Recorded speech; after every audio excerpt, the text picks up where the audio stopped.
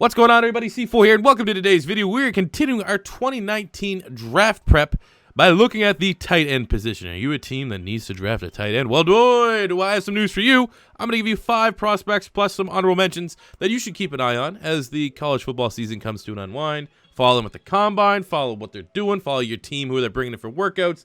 These tight ends, if their names pop up, you should be highly interested. Now, this list is a little bit tough to make right now because there are 3 guys that I'm going to talk about in my honorable mentions that I'm not so sure they're going to declare this year. If they do declare this year, the back end of these rankings would probably clean up a little bit. I'm only doing 5, where we've done 10 for wide receivers, running backs, and quarterbacks, just because I don't think, again, I don't know if these guys are declared. If they declare the tight end strength in terms of skills positions, where we're going to rank all the positions in this year's draft class, definitely would shoot up a little bit. But I'm kind of skeptical about the 3 guys I'm going to talk about here in just 1 second that they are going to declare. But again, that's why we're doing these at the mid-season point so that we can revisit everything once the college football season has been completed and give a final ranking. So first up, I have 3 guys as my honorable mentions. First up, we have Nauta from Georgia. This guy's really, really well-rounded, a great athlete. Kind of limited it to, Georgia doesn't have that great of a passing attack, but I do think he's a well-rounded tight end and should be a name to keep an eye on if he decides to declare. Number 2 honorable mention is Irv Smith Jr. from Alabama. This guy is an exceptional athlete, still kind of, learning the game a little bit, the tight end spot. Right now, he's much more of a great athlete playing tight end than a great tight end that's also a great athlete. But he's been a big part of that very potent, overpowered Alabama offense. He is a junior. I feel like a lot of people feel, especially in the scouting community, that he's going to return for his senior year at Alabama. So right now, until he makes his intentions known, he's an honorable mention. And last but not least, we have Jace Sternberger from Texas A&M. He's a transfer. I don't know if he's going to, want to stay there for a senior season at Texas A&M, transfer from Kansas. But so far, he's been lighting up. I think he's like 500-600 yards, 5-6 touchdowns. Big part of that Texas A&M offense. The fact that you put up that kind of production in the SEC, you always need to take note. But again, right now, my gut feeling that those guys aren't going to declare, which sucks because it's a weak tight end class. It might be more beneficial for them to come out this year, and they could get overdrafted. But we'll wait and see. Here are my top 5. So jumping in at number 5, we have Tommy Sweeney, 6'5", 260 pounds, out of Boston College. So far this year, he has 20 catches for 170 yards, 3 touchdowns. He's the best blocking tight end in this year's draft class, which is why we kind of have to put him here at number 5, because I think it's a weak draft class. That's why we're only going to 5. I feel like, Sweeney could go anywhere from rounds 4 to 7. Like, that's how big of a drop-off I had after this number 5 spot. It's just not a strong class, man. So the fact that you get with Tommy Sweeney, you get a guy with soft hands, can move the chains, not a really exceptional athlete, probably won't test well at the combine, but he's a blocker. If you're a team that's looking for a second tight end that can be a blocker to complement your receiving tight end, I'm looking maybe a team like the Giants to get someone that can be a nice little fit there alongside Evan Ingram. A guy like Tommy Sweeney does provide great value, especially, again, we'll just keep it on the Giants to help out that run game and open things up for Saquon Barkley. Going to tight end number 4, we have Kaden Smith, 6'5", 250 pounds, out of Stanford. So far this season, he has 36 catches for 500 yards and a touchdown, and he's pretty much your prototypical Stanford tight end. He is a very, very good athlete, good to great. I don't know if I go into great, but he's a very good athlete.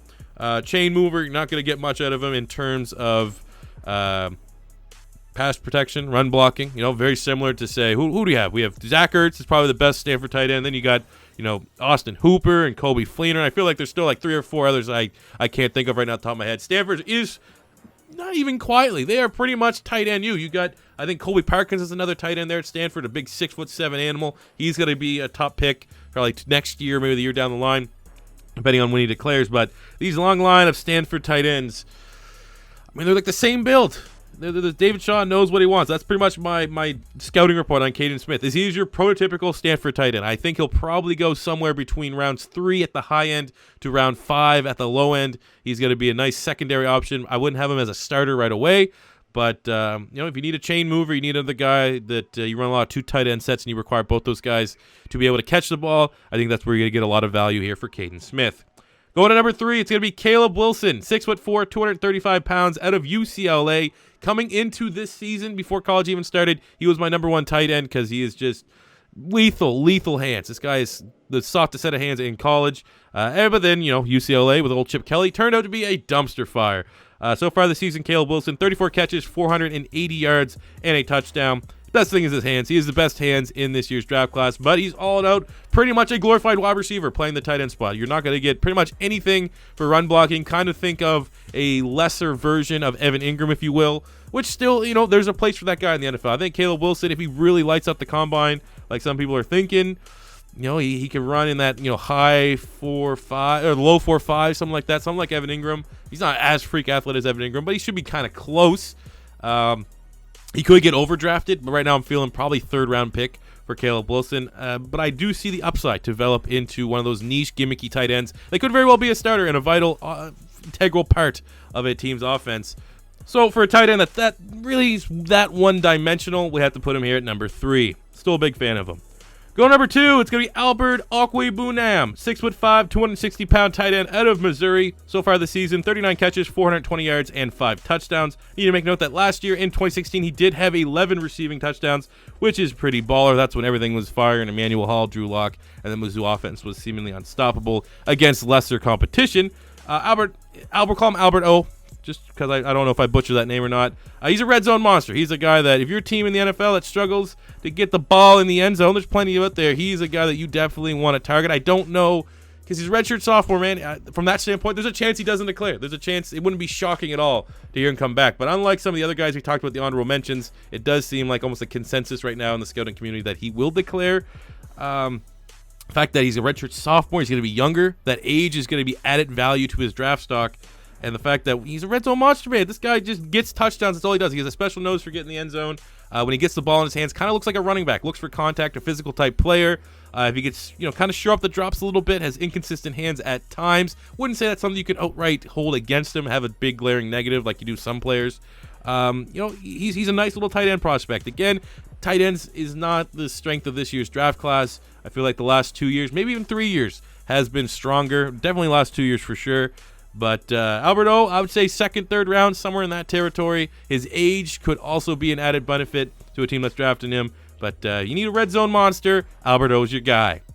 And finishing up at number 1, pretty much the consensus number 1 tight end for everyone, is Noah Fant, 6'5", 235 to 45, somewhere in that range. It fluctuates. Pounds from Iowa. So far this season, he has 31 catches for 370 yards and 6 touchdowns. Like Albert O, last year in 2016, he did have 11 touchdowns. For Noah Fant, he's a freak athlete. He is an absolute freak athlete. He might be the freakiest athlete since Vernon Davis. I mean, Vernon Davis probably put up one of the most insane combines any player ever. I think Noah Fant has a chance to be, I think somewhere between that and Evan Ingram in terms of how he tests. And he's a little bit bigger, a little bit better of a blocker than Evan Ingram, where Evan Ingram pretty much is the definition of a glorified wide receiver playing tight end. You get a little bit of more blocking for Noah Fant. Obviously, he comes from Iowa, one of the schools that just consistently produces excellent offensive linemen. So, obviously he's gonna have to know how to block. There's no kind of osmosis there from being from that good of an offense, that coached offensive line school to not kind of pick things up and be a liability there, but it's his straight line speed. He is a freak athlete. I'm pretty sure I remember a game against Penn State where he was outrunning the entire secondary of Penn State. I was like, what?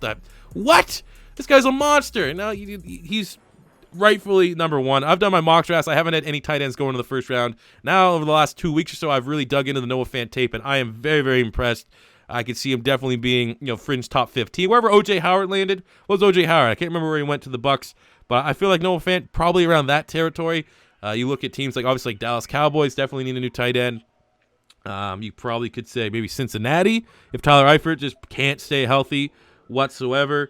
I don't know. I don't know if there's any other teams at the top of my head that need another tight end. But Oakland, Raiders got 3 first-round picks. Why not get Noah Fant? You know what I'm saying? So there's plenty of ways and teams that could draft him, but it's pretty easy at this point right now at the halfway point of the college football season. Looking at what I've seen, knowing it's not the strongest of classes, depending on if some of these guys that are on the cusp of declaring or not do, that Noah Fant is number 1. I don't think you're going to see very much discrepancy between this or any other place you go to look for your draft information. So there you go, guys. Those are my 2019 tight end rankings, ranked 1 through 5, and some honorable mentions. Did I miss anyone? There's still a couple other guys I do think are solid. CJ Conrad from Kentucky is nice. You got who else? I like CJ Conrad from Kentucky. There's a guy from USC that's not terrible. Petite from USC. But other than that, again, I can't stress enough. if you need a tight end, you're probably going to have to want to cheer for your team to overreach because it's not a strength of this draft. But yeah, if I did miss anyone, let me know in the comment section below. At some point this week, again, I don't want to rush these. I don't want to spam these out, but it is kind of important for me to get these out around the midway point of the college football season so we can return to them later in the offseason and actually have like a good basis. So offensive linemen will all be done in one video. I'll just probably doing 5 tackles, 5 guards, 5 centers. Hopefully that will be out some point later in the week, so tune into that. It's not the sexiest video to talk about, but let's be honest, like 85% of the teams in the NFL are going to be looking at drafting offensive linemen high and early next year, so I'm going to try to help you guys get some names to keep an eye on. So thank you guys for watching today's video. If you thought you learned something or enjoyed it, smash that like button, subscribe if it's your first time stopping by, and until next time, it's C4 saying peace out.